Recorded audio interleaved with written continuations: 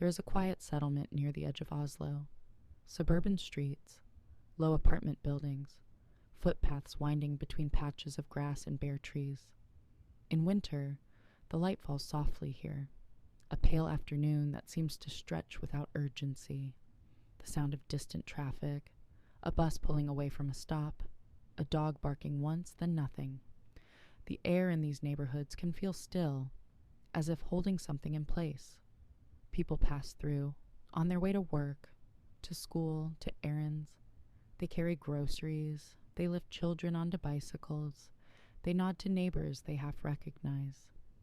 Life moves slowly, quietly. It was in this place, in the winter of 1988, that a young girl was seen for the last time. Her name was Therese. She was 9 years old.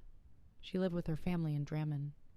A familiar environment, apartment blocks, small playgrounds, paths children knew well. Before we speak about her disappearance, we begin with her presence, a child in an ordinary Norwegian suburb, going to school, playing with friends, returning home in the afternoons. There was nothing unusual about her days. There was nothing remarkable that marked her life as different from others. On the day she went missing, the weather was mild for February. Gray skies, moisture in the air, a bit of slush along the pavements.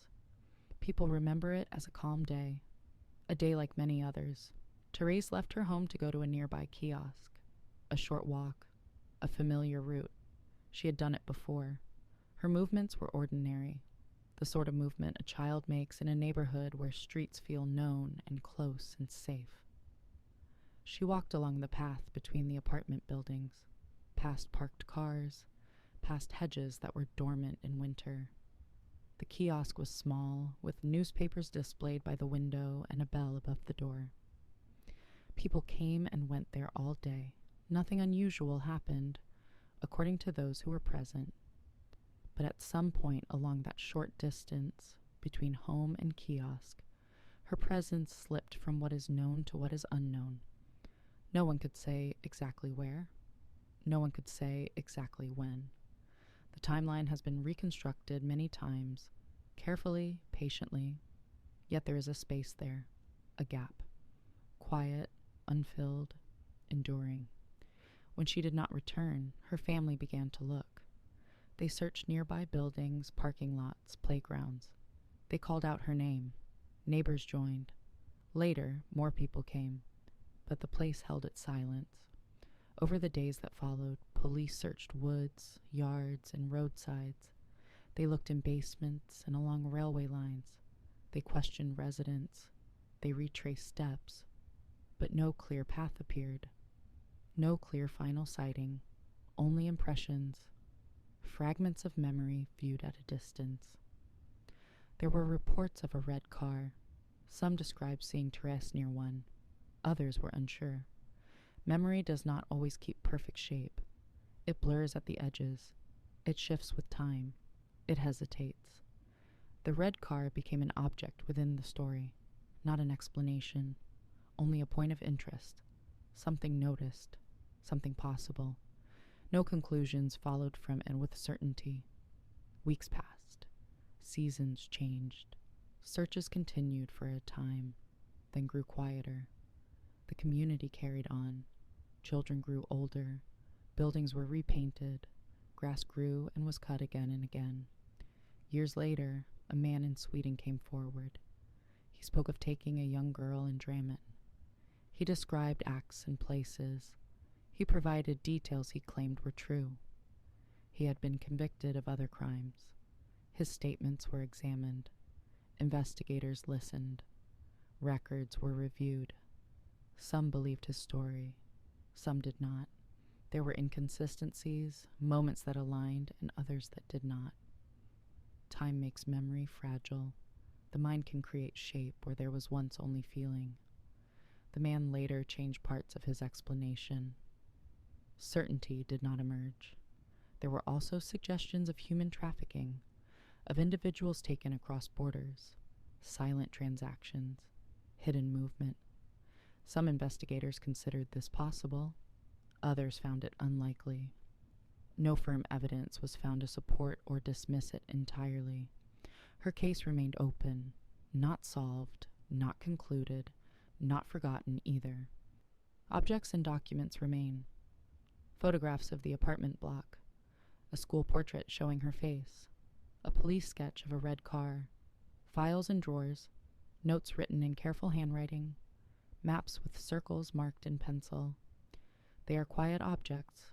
They do not argue or explain. They simply remain. In stories like this, there are always theories. Some believe she may have been taken by someone passing through the area, someone who saw a moment of opportunity. It is possible. Others suggest she may have encountered someone she recognized, a neighbor, a visitor, someone who did not seem threatening. This too is possible. There is also the quiet thought that we sometimes lose sight of people in ways that cannot be traced, that the world has places where memory does not follow, where presence becomes absence without sign or mark.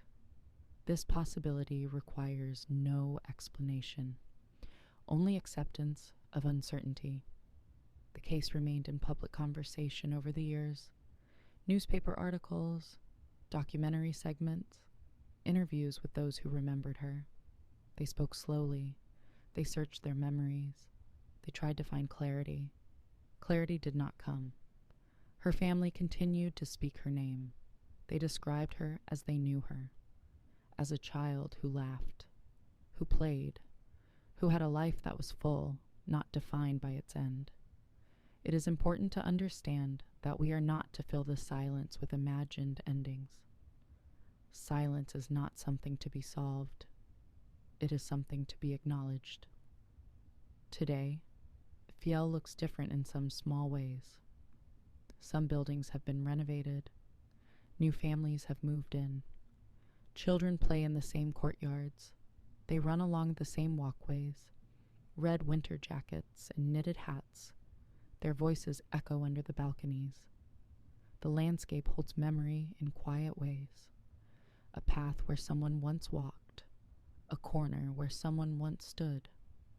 The ordinary holds traces that are felt rather than seen. When one stands there now, there is no sense of event. No mark on the ground. No signpost. Only the subtle knowledge that something once happened here and that it remains without conclusion. Time passes. Decades unfold. People grow older. Memories fade and return. Some edges soften. Others remain sharp. The story of Therese is not one of answers. It is one of presence, then absence, of a walk taken on a gray February day, of footsteps that led into uncertainty. And so we return to the landscape, to the quiet streets, to the distant sound of a bus, to the muted light of a winter afternoon. There is no final line to the story, no ending that closes it, only the continued passing of days, the continued movement of seasons, the continued presence of unanswered questions. We stand here, in this place of stillness. The air is cool, the light is soft, there is a long pause, and the question remains, unresolved, unspoken, lingering in the quiet.